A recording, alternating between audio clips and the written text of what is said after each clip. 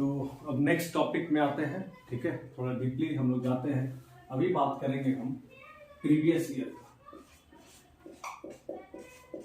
Previous year section 3। Previous year क्या होता है, और साथ साथ में हम लोग असेसमेंट ईयर को भी देखेंगे, ठीक है। Assessment year, assessment year section 2 clause 9, ये असेसमेंट ईयर की बात करेंगे, ठीक है।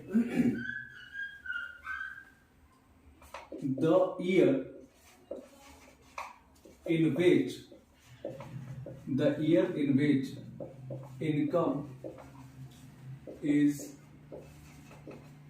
earned is called previous year।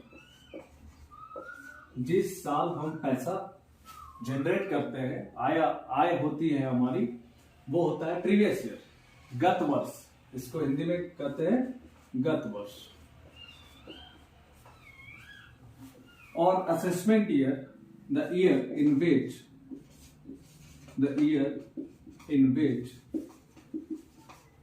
income is taxable is known as assessment year। assessment year कर निर्धारण वर्ष, कर निर्धारण वर्ष। प्रीवियस ईयर एक्चुअली होता है क्या, ये फिनेंशियल ईयर होता है। ये क्या होता है, फिनेंशियल ईयर होता है। और हम सभी जानते हैं कि फिनेंशियल ईयर 1 अप्रैल से स्टार्ट होता है और 31 मार्च को क्लोज होता है। तो हम लोग जो पढ़ रहे हैं वो हम लोग का प्रीवियस ईयर है 1 अप्रैल 2022 से लेकर 31 मार्च 2023, ठीक है।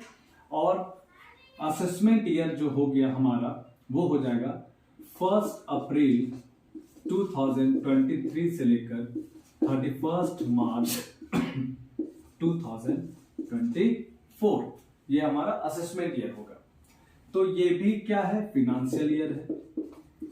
ये भी क्या है, फिनेंशियल ईयर ही है, ठीक है। आपको दिख रहा होगा कि ये 12 मंथ्स है, यहां भी 12 मंथ्स है, लेकिन कुछ डिफरेंस होता है प्रीवियस ईयर में। वो क्या होता है, अगर मान लेते हैं कि किसी ने बिजनेस स्टार्ट किया है, ये हम 1 अप्रैल ले रहे हैं, ये 31 मार्च ले रहे हैं, या कोई अपना इनकम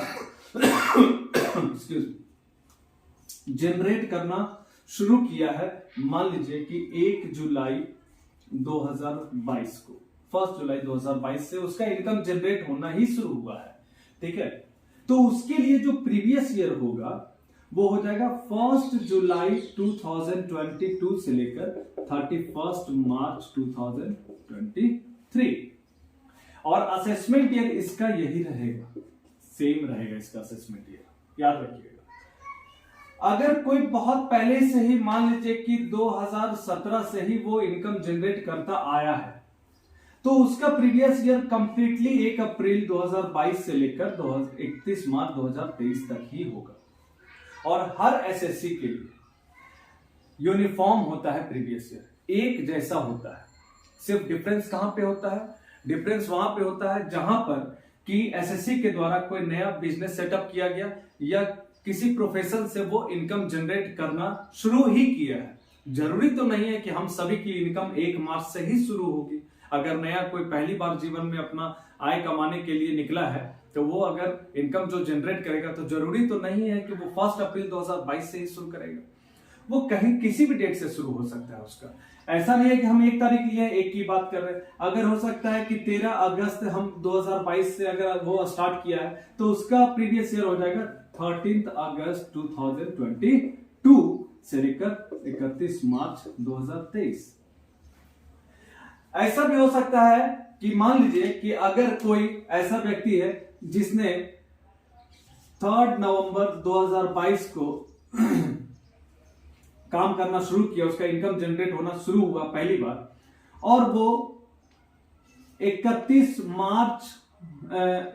जनवरी 2023 तक ही इनकम जनरेट कर पाया, तो उसके लिए प्रीवियस ईयर क्या होगा, तो उसके लिए प्रीवियस ईयर हो जाएगा 3 नवंबर 2022 से लेकर 31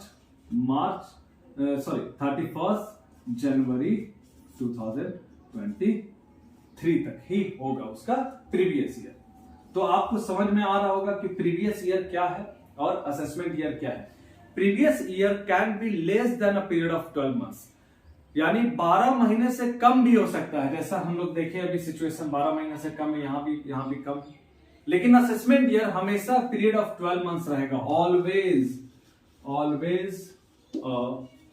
पीरियड ऑफ 12 मंथ्स रहेगा। ठीक है, तो इतना इसको ध्यान में रखिएगा। इसका सेक्शन है सेक्शन 3 प्रीवियस ईयर का, असेसमेंट ईयर का सेक्शन 2 क्लॉज 9 है।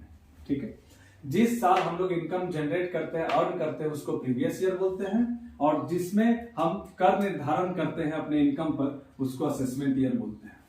प्रीवियस ईयर एक फाइनेंशियल ईयर होता है, लेकिन कुछ एक्सेप्शन है उसमें। क्या है कि जिस व्यक्ति का, किसी का भी, चाहे वो कोई कंपनी ही क्यों ना हो, है ना, तो वो अगर मतलब कोई भी पर्सन की बात कर रहे हैं, पर्सन, और हम लोग जानते हैं पर्सन का मतलब क्या होता है। प्रीवियस लेक्चर्स में 2 लेक्चर्स में हमने डाल दिया है पर्सन के बारे में भी। ठीक है, एक और इलेबरेट करके हम बताएंगे पर्सन का, एक नया वीडियो बनाएंगे, आप लोग को बताएंगे हम।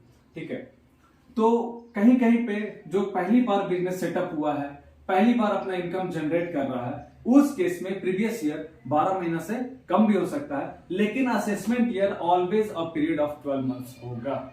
बस इतना ये डिफरेंस याद रखिएगा, प्रीवियस ईयर का और असेसमेंट ईयर का। मिलते हैं नेक्स्ट लेक्चर में। Thank you.